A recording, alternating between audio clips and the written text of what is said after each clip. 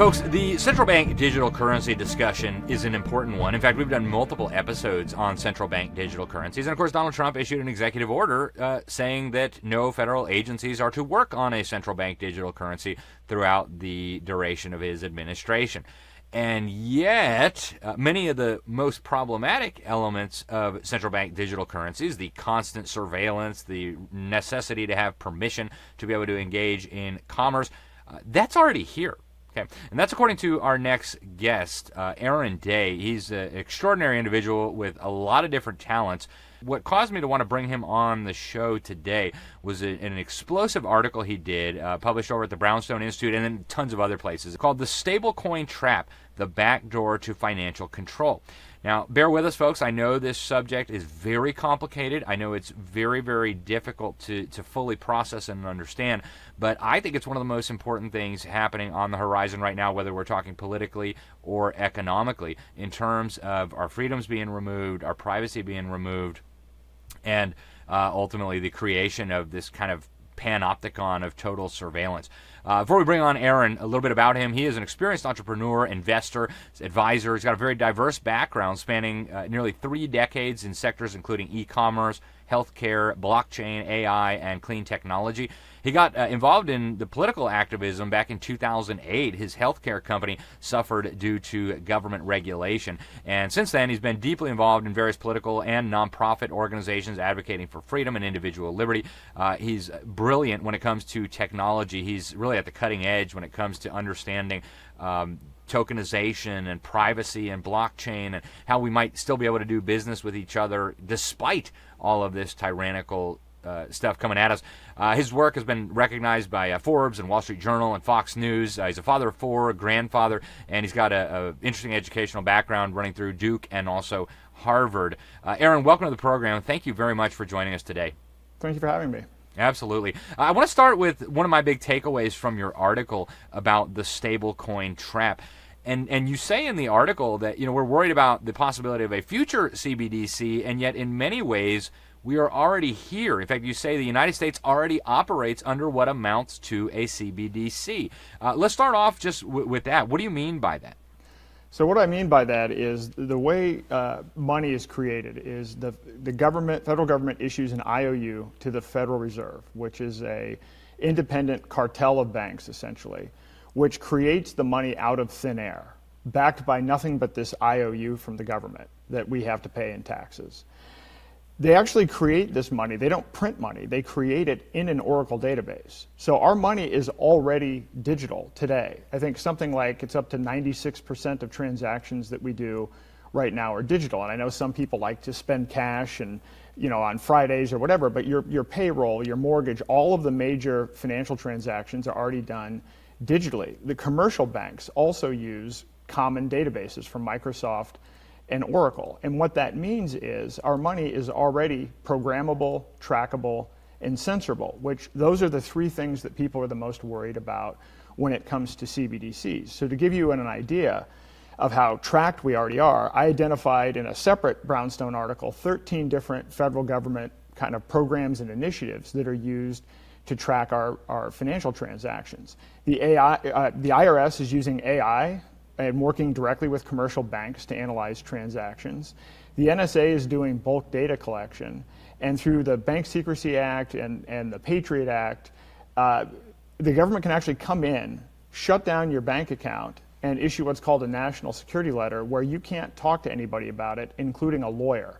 So those are just a few of the 13 things that are already done today. So if you're worried about financial surveillance in the future, understand that we already have financial surveillance now. People are already being censored and being debanked. And people, Mark Andreessen had a great talk on this, but I was first debanked in 2008, but most of the people that I know that are in and around cryptocurrency or other areas. But some other people that have been debanked are Barron Trump, Melania Trump, Dr. Joseph Mercola. This is all censorship that already happens. The money is also programmable today because, again, Microsoft and Oracle databases can be programmed. So if you have a health savings account or a flexible spending account, that's programmable money. Those are cards that you can use to buy certain healthcare products from certain merchants at certain times. That's programmable money. Food stamps, EBT cards, That is digital programmable money. So when RFK Jr. comes out and says, hey, listen, we don't want people that are getting these benefits to buy sugary sodas. Understand that what that means is they're going to actually program the money, digital money, through EBT cards to make that all happen. So that's where we are today. So I argue it's a CBDC already, in a way. Yeah, and I don't think a lot of people have made that connection yet, but you're exactly right. So many of the hypothetical threats people are worried about with the CBDC are already here.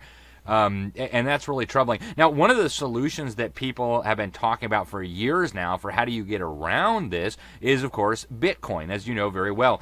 And we just did a special issue in the New American Magazine with a cover on the future of money. Our readers and subscribers will know this. And it's called The Future of Money, the Fed, Big Banks, and Bitcoin. And we didn't take a hard position either way, but we included articles from various experts. And so we have one by Paul Rosenberg making the case for Bitcoin. And Paul is one of the guys who was kind of there at the beginning. He's been working on this, one of the really early adopters. And he argues that Bitcoin and other, even though it's, there are efforts to hijack it and control it, it is a very valuable tool, along with possibly other cryptos, for getting around all of this censorship, privacy infringements, etc.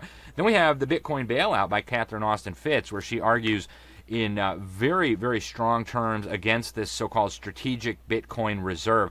So before we get into the stablecoins, Aaron, I want to ask you about the Bitcoin movement, broadly speaking. Is this freedom money? Is this a tool for control? Is it somewhere in between? And how does a normal person who doesn't know much about this make sense of it? Well, I have to say I'm on day 18 of a 40-day fast to bring awareness to Roger Ver, who was known as Bitcoin Jesus, was known as Bitcoin Jesus, because he basically, in 2010, found the white paper that describes how Bitcoin works, fell in love with it, actually had to go to the hospital because he wasn't sleeping. He was so excited studying it. And he was the first ever investor in the entire Bitcoin ecosystem. So he invested in exchanges and point of sale systems and everything. He was the only guy. No one was investing. Wall Street wasn't investing. Venture capital wasn't investing. So truly, Bitcoin wouldn't even be on the map if it weren't for Roger. The reason that I'm fasting for him is that he's been in Spain now for almost an entire year, facing extradition to the United States for 109 years for this it's a made-up tax fraud case under Biden's DOJ as part of Biden's Executive Order 14067. But the lawfare still continues, and he's still kind of under the thumb here. So I want to bring awareness to this. But how this relates to this topic is, Roger had a front, row seat at everything that was going on with Bitcoin. He was one of the 5 founders of the Bitcoin Foundation, which was a nonprofit group that funded the developers and so forth. And he had just written a book prior to getting arrested called Hijacking Bitcoin.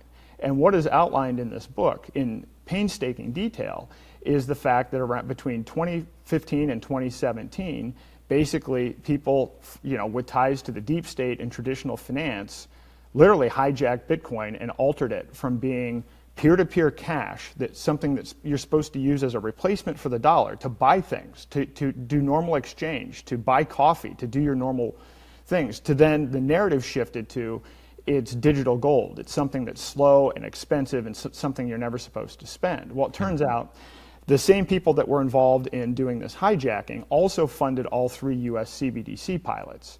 So this has been probably one of the biggest psyops that I've ever seen, and I've been very close to crypto for a long time. I remember when this was going on at the time, but Roger's book really put a lot of detail behind it. And unfortunately, no one knows about it because I interviewed him on, I think it was April the 11th, and 17 days later he was arrested and thrown in prison in Spain. So the short answer is Bitcoin is not the answer. Bitcoin is slow, expensive, hijacked, digital surveillance gold.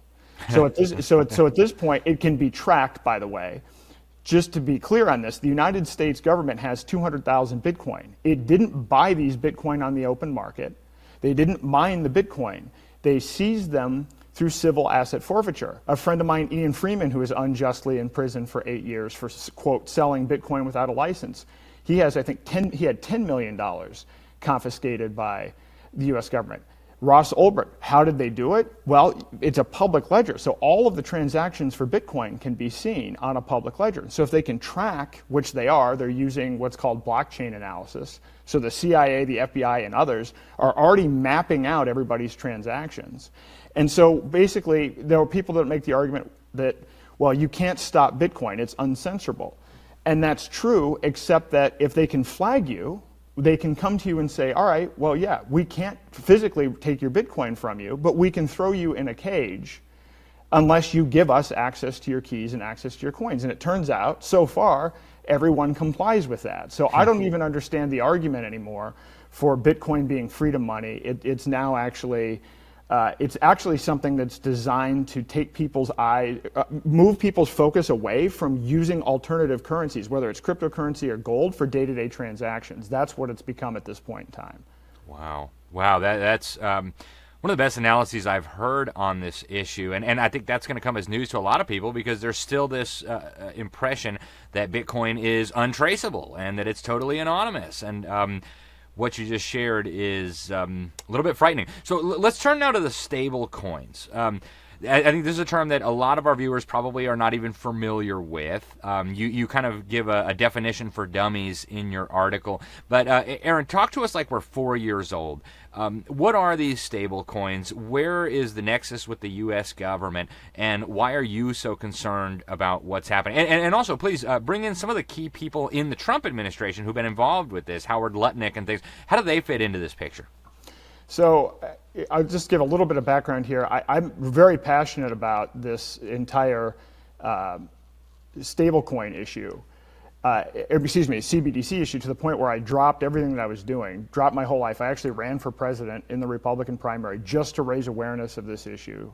Vivek Ramaswamy read my book, and it's actually part of why Trump came out in my home state of New Hampshire against CBDCs in the primary, because I view CBDCs as the gateway to complete digital tyranny. Because once you have money that can be granularly programmed and tracked and censored, then that is the gateway to social credit systems, vaccine passports, everything else. And so Trump came out against CBDCs, and now everybody is disarmed. Everybody thinks, oh, we don't have to worry about this anymore. But stablecoins are essentially the exact same technology. So what you're doing is, as I mentioned earlier, our money currently runs on a database, a Microsoft database or whatever. These are what are known as centralized databases. And what this means is people can go in and you can basically delete data, you can hack data. I think there's $1 trillion a year now lost in economic damages due to databases being hacked. And so this is a problem with the database system. Tokenization is a new model. It kind of is an elevation. It's not a bad thing. Like with most technologies, there's a freedom aspect to it and a tyranny aspect to it. But the idea behind tokenization is you create a digital token that represents money, and it can be tracked at the level of the token. And if you're using a blockchain, then this means that you actually can't go back and delete the transactions, because as you use your token, that's stored on a ledger that is distributed that can't be deleted. So tokenization isn't in and of itself bad, but that's what CBDCs are. CBDCs are a tokenized form of money. And so the question is, what kind of token is it? Is it a token that you have in your own possession that's private, where nobody can see your individual transactions? Or is it a token that is centralized, that multiple third parties can view, can program, and at any point in time come in and shut off? So stablecoins are essentially that kind of a token. They're the dystopian version of that. And so unfortunately, they've become quite popular. There are a couple of companies, Tether and USDC, that have become very popular at using these. In fact, I think that almost $200 billion in combined buying power is out there through these, what are called private stablecoins. But what's happened is, during the election season, Trump came out and said, well, we're going to put in place, rules of the road regarding stablecoins. And so now there are two bills, one called the Stable Bill in the House and another called the Genius Bill in the Senate. And these are designed to really ratchet up the regulation around these stablecoins. And I analyzed the bill. I can't go into all of it now. The article that I have at the Brownstone Institute called the Stablecoin Trap, the backdoor to total financial control. It goes into all of the detail. But the summary of it is these stablecoins will have all of the know your customer anti-money laundering laws. So if you've tried to open a bank account lately, or if you've ever tried to buy crypto on an exchange, when you have to go through this biometric process, you have to scan your retina, you have to give them all of this information. The banker's asking you all these questions. You think that the banker's trying to be friendly, but they're really collecting information. That's because of this KYC AML process. And so KYC is a know your customer. Right? Excuse me, know your customer anti-money laundering. That's what the whole thing stands for. So the quotes here, I'm just going to pull them up to be very clear on this. So David Sachs, who's Trump's crypto AI czar and has ties to the PayPal mafia, what he said on this is, we will foster stablecoins, but only under strict rules. The Treasury Secretary has said stablecoins must be secure and compliant to protect the dollar's global standing. So clearly from the top down, the administration has said, we want stablecoins, but then they've also said they have to have all of these security and other features put into them. And so then these two bills, the Stable Bill and the Genius Bill, they do just this. They make it so that the only people essentially that will be able to issue stablecoins are large, federally regulated entities. And they're going to have all of these reporting requirements and everything else, and there's going to be all of this know your customer anti-money laundering stuff. So at the end, if people are sitting here cheering stablecoins, not realizing they're actually cheering on a CBDC. Because by the way, the other thing that happens in this whole process is people try to make the evil villain the central bank, because it is central bank digital currencies. And I will never defend the central bank. It is I wouldn't say useless. It's a very evil third party that serves no function whatsoever. I mean, again, they print money out of thin air. They foment wars just so that they can make an extra few percent. I mean, they don't need to be there. But if you got rid of the Federal Reserve and you have the government issuing digital currency directly, that would actually be worse in a way, because it's actually not the Federal Reserve who's been pushing for all of this surveillance. All of the surveillance within our existing system comes from Congress and comes from the executive branch. So this is one of these things where the people like to point fingers. The commercial banks are saying, well, the central bank's the bad guy. The central bank's saying the government's the bad guy. The truth is they all work together in unison to kind of push this kind of tyranny. But at the end of the day, if you have a programmable digital currency and it's issued by Jamie Dimon from Chase Bank, that's no better than if it's Jerome Powell at the Federal Reserve. It's the exact same outcome. Yeah, and in reading your article, one of the really strong takeaways I had is this is just like a kind of a fascistic version of a CBDC, where big corporations are joining with big government to do essentially the same thing, just through the private sector, so-called, rather than directly through the central bank.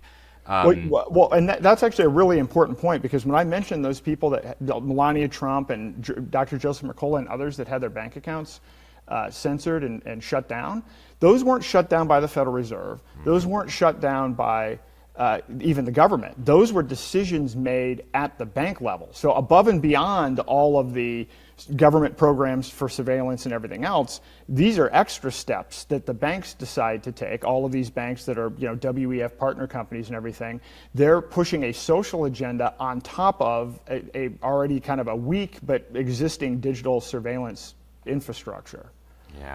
Yeah, folks, this is, I know, tough to follow if you're new to the lingo, but so important to understand.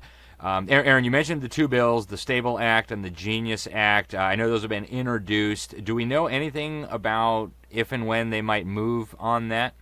So it is likely that the Genius Bill will pass first. In fact, it may pass before, I believe April the 29th is Trump's 100th day. So actually the goal on this was to get that done in his first 100 days. So it's already passed out of the committee, in Tim Scott's committee, and it's now, I'm not sure exactly where it is on the calendar, but it's going to be up for a full vote in the Senate, and then trailing behind that is the Stable Bill in the House. But based on the last estimates that I've seen, the plan is for this to actually be signed into law in August.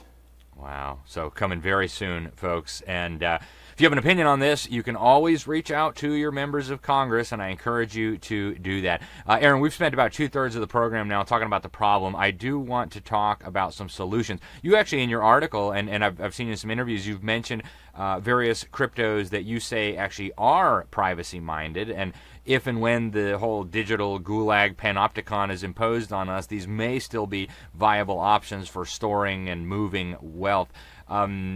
We I think, kind of get into a gray legal area here because, of course, the government doesn't want competition. But talk to us about some possible solutions to this issue, and also, what would you recommend an average American who doesn't have time to study this? They're working 9 to 5, trying to pay the mortgage, trying to feed the kids. What would you recommend they do, confronted with the facts that you just shared?